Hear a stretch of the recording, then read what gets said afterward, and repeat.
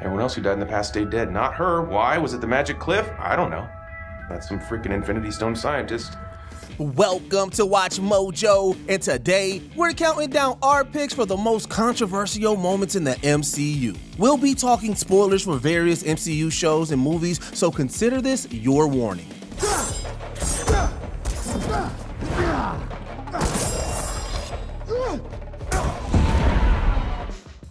Number 20, Butchering the God Butcher, Thor: Love and Thunder.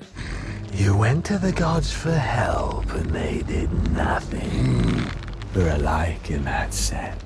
When word broke that the fourth Thor movie would introduce comic book fan favorite Gorr the God Butcher, people were pretty excited. Unfortunately, once the movie actually came out, people were collectively disappointed. While Christian Bale certainly tried to bring some drama and gravitas to Gorr, the villain felt tonally at odds with the movie's overall goofy vibe. It also didn't help that the MCU severely downplayed the God Butcher part of Gorr. Sure, the movie told us that his god-killing spree was bad, but all we really got was him murdering some D-list deities. All gods will die. To make matters worse, many of these deaths happen off-screen too. So yeah, it'd be Gorr who got butchered in the end, sadly.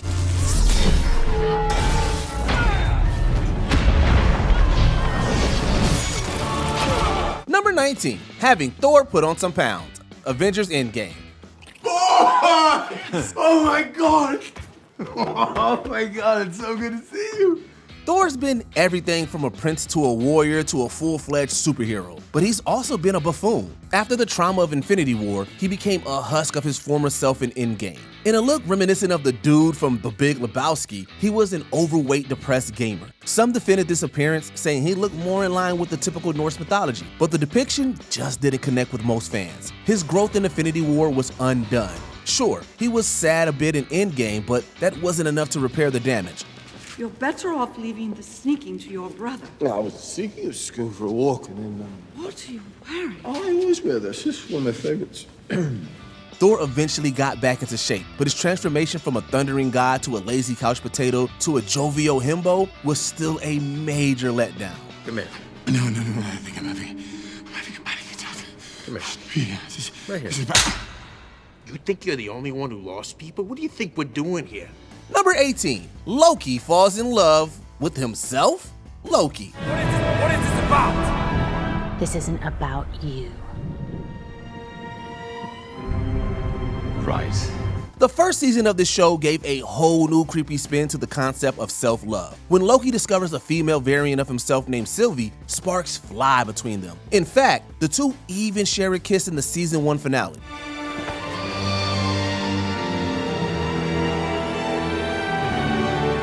Loki experiencing love is cool, but hooking up with himself probably wasn't the right idea. The whole thing just felt gross, and we're not the only ones thinking that. A majority of fans were put off by this pairing, and we can't blame them. Thankfully, it seems like Marvel got the message since the romantic relationship was quietly dropped during the second season. All in all, the semi-incestuous relationship was a weird chapter in Loki's life that's best to be ignored. Listen, I haven't got all day. Are you gonna order something? Or what? Can we talk? My break's in 5 minutes. Number 17, killing Foggy, Daredevil Born Again. Not nostalgia, reverence for the past, yet hope for the future. Oh, that is some next level closing argument BS right there. The cancellation of the original Netflix Daredevil had fans worried that they would never see Matt Murdock and his supporting cast in the MCU ever again. Thankfully, the launch of the sequel show Born Again showed that there was plenty of life left for the Daredevil property. However, not all parts of that franchise would be treated fairly. Within the first few minutes of the Born Again premiere, Foggy was unceremoniously killed off by Bullseye. I don't know what he's talking about. He said someone's looking. This felt like a huge middle finger from Marvel to the fans. Anyone who watched the Netflix show knew just how iconic Foggy was. Even though an argument could be made that the show needed to have a radical creative change, cutting Foggy Nelson hurt all of us deeply. You know he gets to breathe the same air that you breathe. You feel good about that? He got life! Number 16, wasting Taskmaster, Various.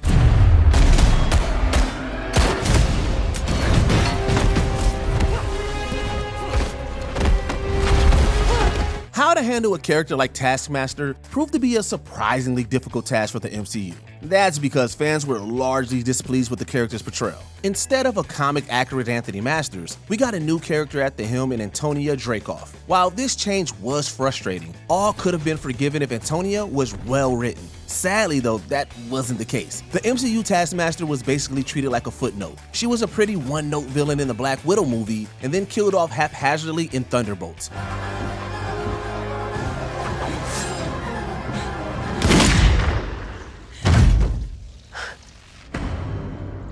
Marvel essentially saw Antonia as a glorified jobber and nothing more. Taskmaster never got their time to shine, and now who knows if the character ever will again. Job or not, can you have some respect, please? Yeah, Jesus. Hold on a second. Come on, show me to have it. I need it. Number 15, everything about Smart Hulk. Various. Damn. Bruce. Listen to your mom. She knows better. About what you were saying. Right. The intelligence of Bruce Banner and the raw strength of the Hulk are both important parts of this hero. However, blending those two fundamentals together is like putting pizza and ice cream together. They're both amazing foods, but nobody wants Rocky Road as a pizza topping. So with that in mind, Smart Hulk was a recipe for disaster. Turning Hulk into just a green version of regular Bruce vastly reduced his importance. In fact, Hulk became boring. Time travel! What? I see this as an absolute win. This is a founding Avenger, and he arguably hasn't done anything important since Endgame. It's no wonder why fans want to see the Hulk let loose once again. If we don't get that, then the Incredible Hulk is probably going to get rebranded as the Insignificant Hulk. This is my son, Scar.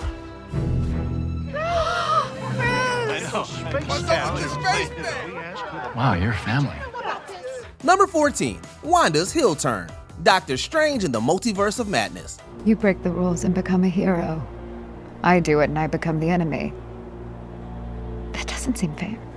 After losing both Vision and their magical imaginary children, Wanda Maximoff went down a dark path. How dark? Well, she ended up on a murder spree in the second Doctor Strange movie that saw her killing members of the Illuminati. She also nearly killed the magical teenage girl American Chavez. So yeah, it's pretty safe to say that Wanda lost all her marbles. While some fans had no problem with the Scarlet Witch becoming evil, many criticized it. It didn't really feel like it was the logical next step for her after the events of WandaVision. Elizabeth Olsen herself even expressed some frustration with aspects of WandaVision seemingly getting ignored. He said it was my snot.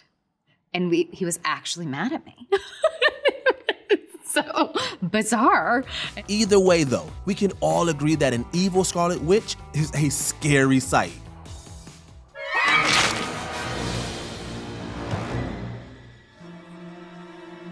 Number 13, She-Hulk twerking. She-Hulk attorney at law. Hey, there's my new favorite client.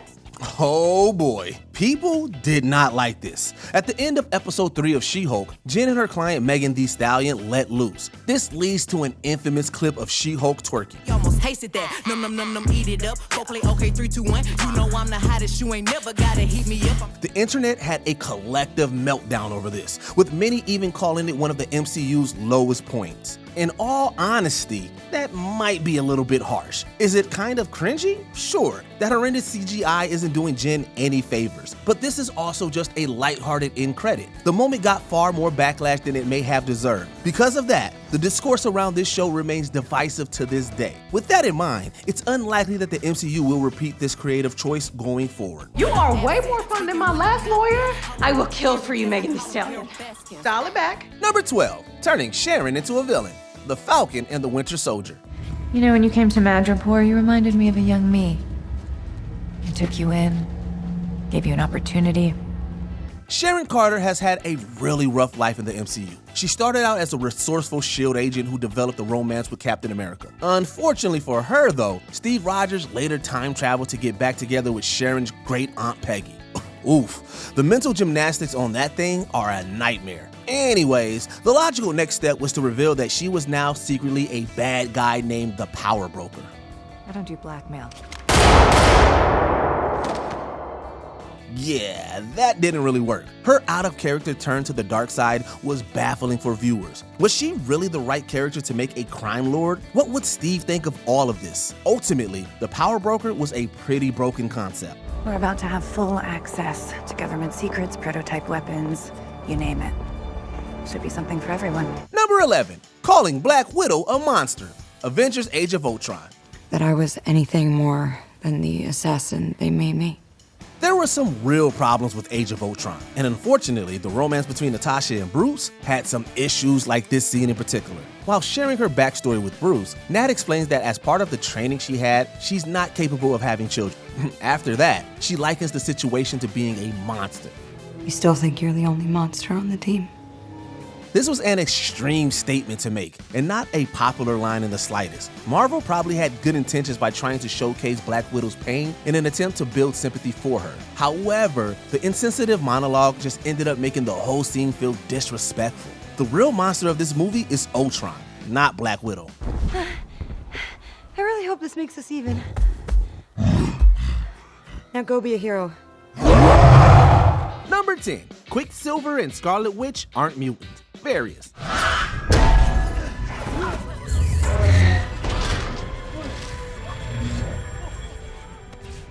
Please, don't do this. What choice do we have?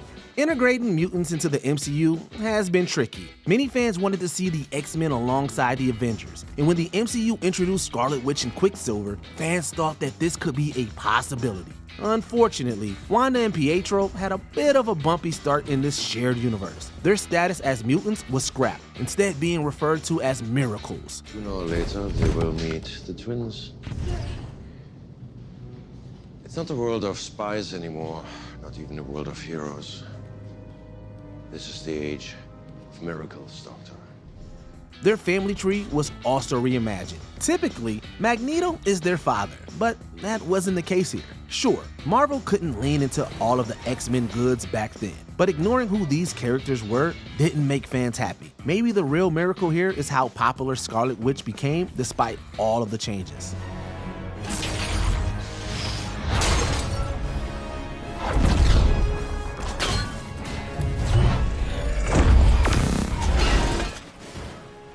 Number 9, the CGI head, Thor Love and Thunder. Thor? Can you see me? Floating head alert. If you always wanted to see a floating head in a Thor movie, congratulations. This scene might have thrilled you. Unfortunately, the effect looks pretty unsettling. Heimdall's son Axel relays a message to Thor and the gang about gore. But we're willing to bet all words get lost in translation because audiences could only focus on the horrendous CGI. A multi-million-dollar movie shouldn't look like it belongs in the bargain bin. No offense to the VFX team, but this just was not it. There's even a cleaned up version on Disney+, but we're not sure it's much better. This laughably bad scene was one of several reasons this Thor entry is regarded as a weak point of the franchise. I need you to focus and hold out your hand. Okay, good. Now focus. Close your eyes. Number 8, Howard the Duck and Darcy Lewis have a kid. What if? That's happy hour. Want some half-price nachos? Okay, fine, Duck. But this is not a date. What if a human woman and a duck had a child? There's a lot of fun stuff in the show What If, but we're not sure who was wondering about this specific scenario. An episode where Darcy Lewis has a child with Howard the Duck is going to ruffle feathers no matter what way you want to slice it. This exact scenario plays out in the 4th episode of season 3, which sees the birth of Birdie.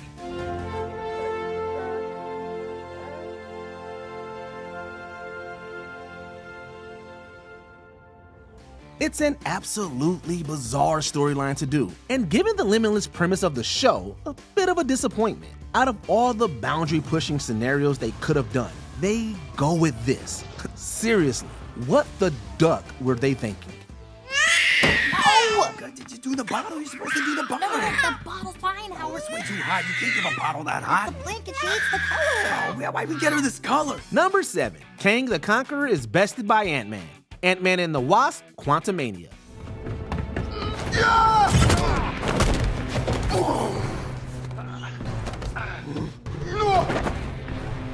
This guy was supposed to be the next big bad of the MCU. That's kind of shocking considering he went out like a complete chump in the fight against Ant-Man. In Quantumania, Scott and Hope Van Dyne push Kang into a multiversal engine core, defeating him. It's a cool fight sequence, but a huge letdown too.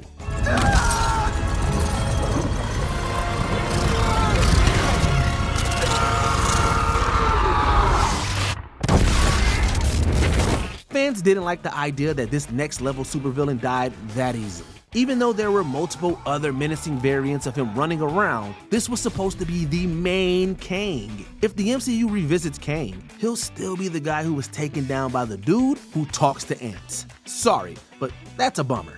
But he also said something bad was coming. And that everyone would die if he didn't get out. Wait, so did I just kill everyone? Is everyone gonna die because of me?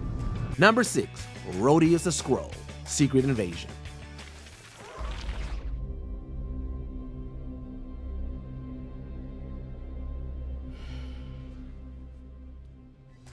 The long-awaited Skrull invasion turned out to be a flop, but as the miniseries ran, speculation flew over which fan-favorite characters would be outed as shapeshifters. Eventually, Rhodey would be revealed as a Skrull, but many fans were displeased at the vague nature of the reveal. When exactly was Rhodey swapped out? Had he been a Skrull since Endgame? Did the real Rhodey even know that his friend Tony Stark died? This plot twist just didn't feel earned.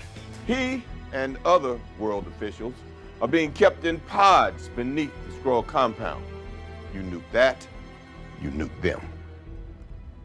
Please tell me this isn't true. Are you listening to this insanity? Of course it isn't true. It seemed like the show needed a big reveal, and Rhodey squared that circle. Secret Invasion could have been a thrilling adaptation of an iconic comic storyline, but instead, we got a dull show that just failed to live up.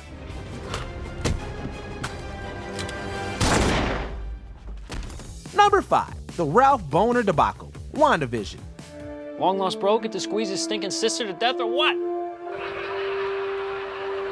She recast Pietro?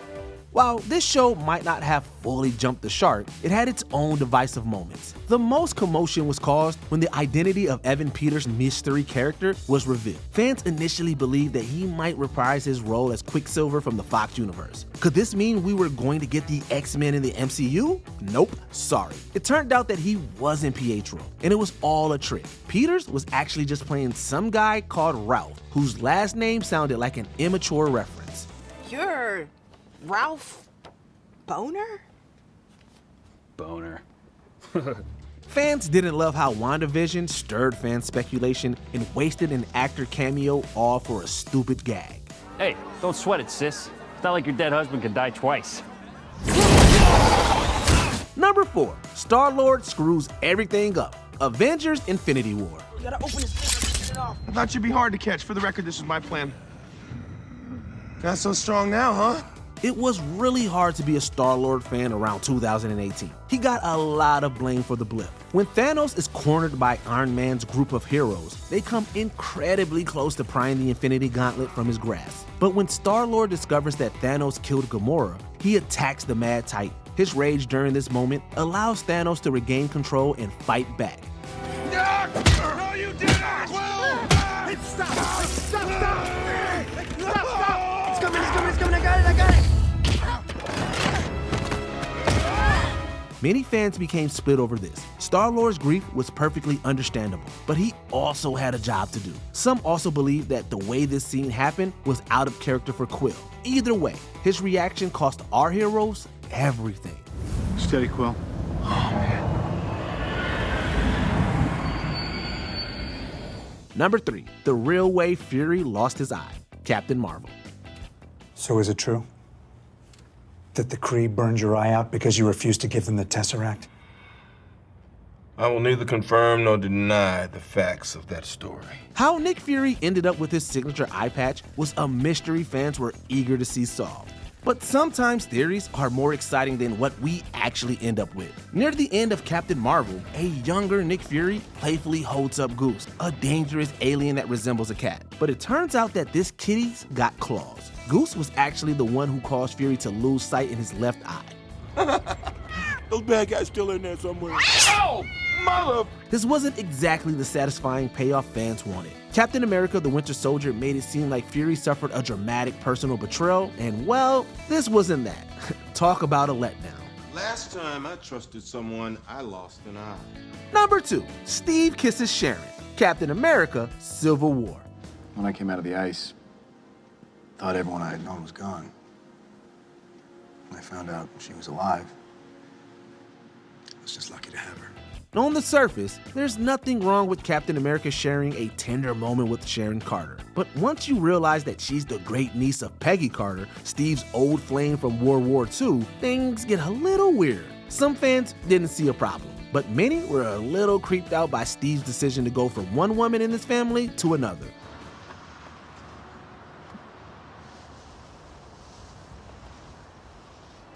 It's also strange because this kiss happened not long after Peggy's funeral. And in retrospect, it's even odder post-Endgame, where Steve rewrites his history to go back and grow old with Peggy.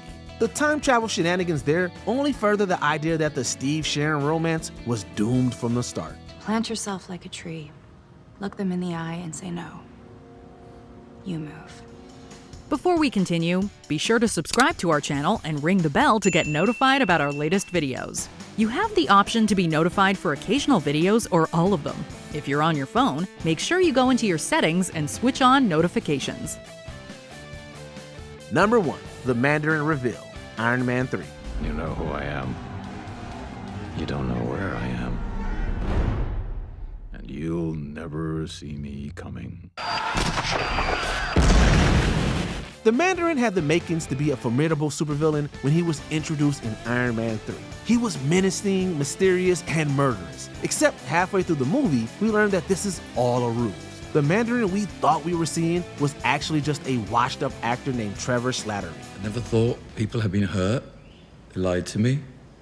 This is the Mandarin? I know, it's embarrassing. Hi, Trevor Slattery. While many in the fan base have actually come to appreciate Trevor over the years, he didn't get the warmest welcome initially. Fans disliked how the MCU made one of Iron Man's greatest villains a joke. While we'd get a version of the real Mandarin eventually, we still never got to see him face off against Tony Stark. A total fumble. He gave his figurehead the name of a chicken dish. And it worked. America was terrified of an orange. Are there any polarizing MCU scenes we forgot? Share those disastrous moments down in the comments below. And don't forget to like and subscribe for more WatchMojo videos. You didn't see that coming.